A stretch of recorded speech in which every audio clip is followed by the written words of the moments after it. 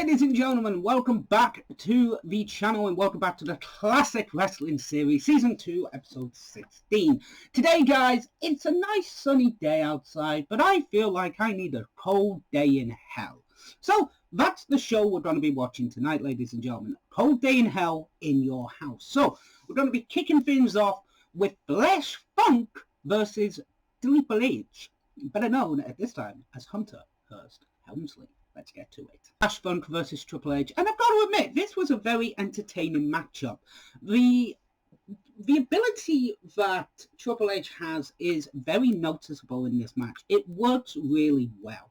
And the addition of having Chyna there as well just infuses the character of Triple H. Yes, down the road we would have the D-Generation X coming up.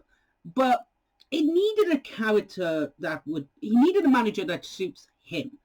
And Chyna was the best fit for Triple H at this time. And personally, it worked. It worked a hell of a lot than some of the other managers he had. I mean, look, I love Mr. Perfect. Do not get me wrong. Perfect's not a wrestler. Perfect isn't a manager. He's a wrestler. But I do like the fact that he was a manager for Triple H for a little bit. But at the same time, Mr. Perfect's a wrestler. He's not a manager. And Chyna being this freak of nature, and what I mean by that is the powerfulness of Chyna, the overall look of Chyna at this time was impactful. It meant that some of the other managers like Marlena or Sable, they had a certain look, blah blah blah. Chyna was different in a very good way. When it came to the power, the overall aroma, in a way, of Chyna being this freak of nature, being able to pick guys up and fucking hit them, wasn't seen at this time in 1996, 1997. So it is a breath of fresh air, and it worked really fucking well with Chyna. The match itself is a good matchup. Flash Funk and Triple H work very well together. Flash Funk, I still think, is underrated at this point. He was in ECW. I believe he was even in WCW at this, a little bit later on, or a little bit before WWF. But he is these two good wrestlers, entertaining as all hell. This was a good matchup, opening contest for the show, really good. So yeah, and then at the end of it, Chyna gets involved, helps Triple H wins the match. But then Chyna shows off her freakishly strong power by picking up Flash Funk and just dumping him on the top rope with the low blow. It worked. This character with Chyna worked at this point in time. It was different. It was awesome. It was really cool. So our next matchup is Mankind versus Rocky Mayavia.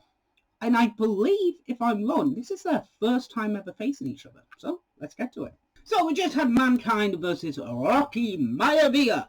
Again, I think this is the first time they faced each other before Rocky Mayavia became The Rock.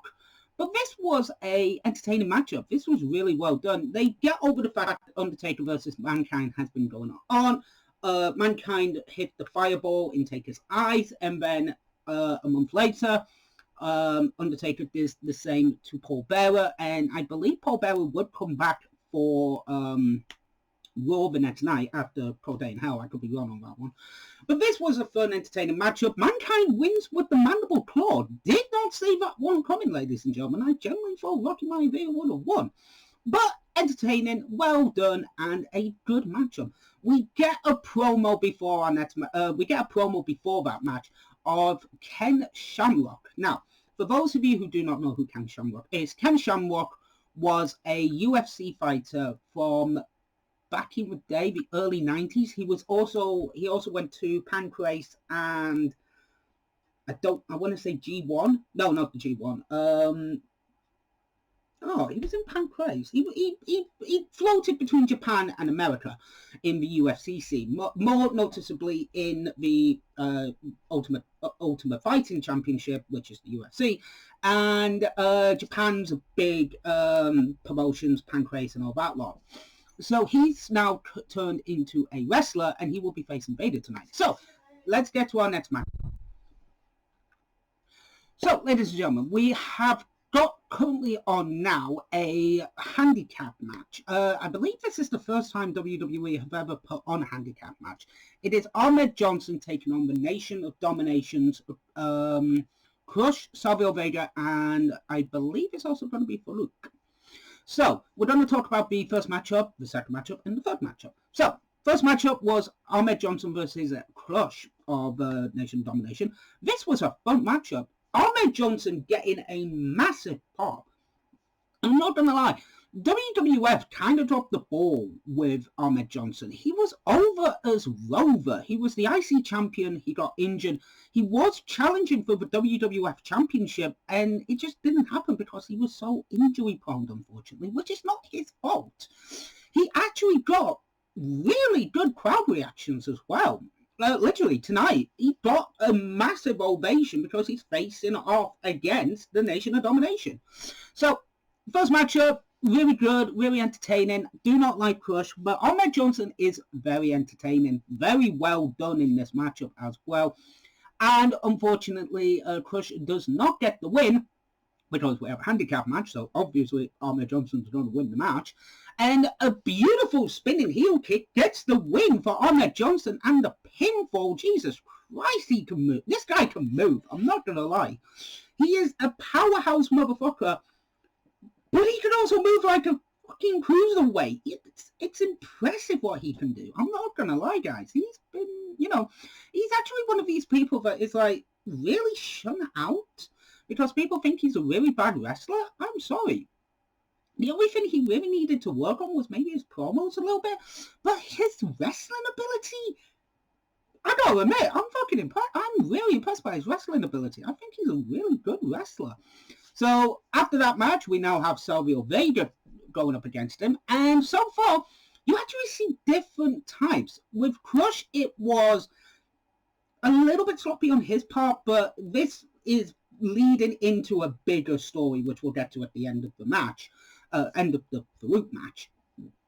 But it's basically what would be the later three leaders of groups in the WWF, which would lead into Survivor Series at the year we do not mention, in a gangs rule, gang warfare, basically, is what they call it in WWF.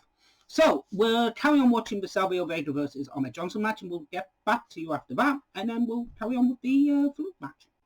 So, Salvio Vega versus Ahmed Johnson. This is a different kind of matchup because it's getting to the point now where Salvio's getting annoyed at Ahmed Johnson that he's actually stayed in this match for so long.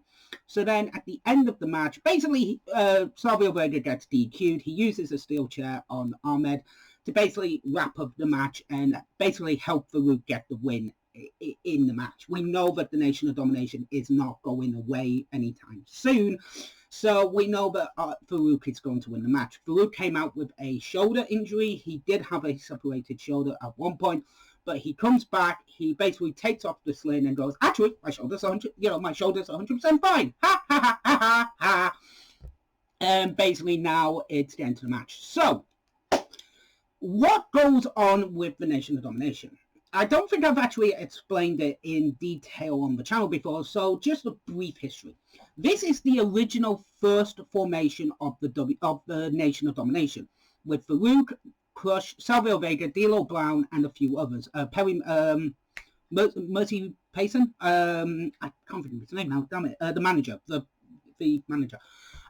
So this is basically leading into it. They would basically start having arguments over on Raw and on pay-per-view, and then basically at the end of it, they all get shit-canned by D'Lo Brown and Farouk, obviously.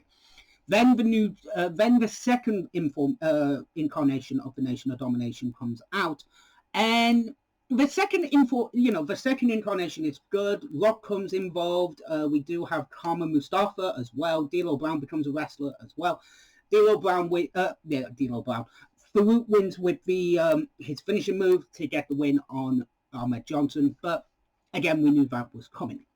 So, leading into the gang warfare, which is again on Raw, Crush would become a member of the Disciples of Apocalypse, or the DOA, or the dirty old assholes. Shout out to Wrestling Bios for that one. And Salvio Vega would introduce the Los Boricas formation, and basically they would just start having gang warfare on TV. It would lead into the Survivor Series, 1997, and it would just lead into the end of the series. So, what did I think of the matches on a whole? It told a story. It told a story that Ahmed Johnson basically wanted to kick the shit out of the nation, gets his wish, gets a 3-on-1. It was supposed to be stagnated throughout the show, actually, but it then turned into a handicap match, and Ahmed Johnson is very happy about that. He gets a bit pissed off, but at the same time, he's like, well, if they want to do it that way, we'll fucking do it that way. And yeah, this is a fun matchup. Ahmed Johnson was over as hell, and it gets to the point where people are like, yep, this is entertaining. So now, ladies and gentlemen, let's get to our next matchup. So we just had Vader versus Ken Shamrock in a submission or knockout match. More in the style for Ken Shamrock to make it a little bit easier for his debut. But this was actually very entertaining, I'm not going to lie. Ken Shamrock getting in these maneuvers and basically using his UFC knowledge to basically take down Vader. Very entertaining, very well done as well. Vader's showing that he can actually brawl and use the MMA type style as well, with some submission moves, the rear naked choke, a attempt at the rolling out and stuff like that. This was fun. I'm not knowledgeable on UFC, I'm not gonna lie, or MMA in general, but I can appreciate that this was a fun matchup. The way that Ken Shamrock was able to get out of some of the maneuvers and basically roll into more submissions was very well done. And a leg-wrapped ankle lock gets the win, well, more of a tap-out. And this is where WWF would introduce the whole tapping out situation through Ken Shamrock. It was in ECW, if I recall, with Taz, but this is where WWF would start using it. So, ladies and gentlemen, we will get to our next matchup right now. So, we just had the Undertaker versus Stone Cold Steve Austin for the WWF Championship. This is a good matchup. Not as good as their future matches would be, but this is still pretty entertaining. Well done. So, the Hart Foundation was supposed to be at ringside throughout the show, but instead they come at the main event to basically try and distract Austin and Undertaker.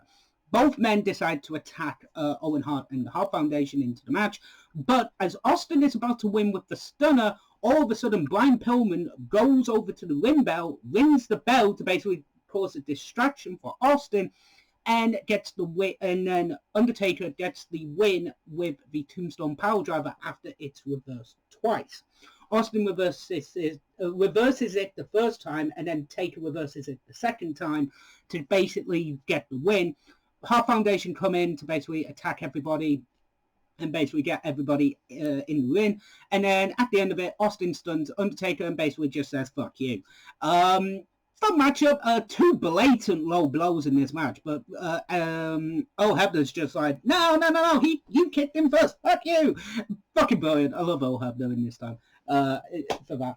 So, ladies and gentlemen, Cold Day in Hell. What did I think of it? It's an easy watch, I'm not going to lie. There are some really good matches on this card, entertaining as all hell. And I even enjoyed Ken Shamrock versus Vader. I didn't think I would, but I did. I enjoyed it. So, ladies and gentlemen, with that all being said, thank you very much for watching this episode of the Classic Wrestling Series. I hope you enjoyed yourself. Next week, we are going to be jumping over to 1998 with a show from 1998, ladies and gentlemen. So, I will see you next week, and TTFN, ta-ta, for now.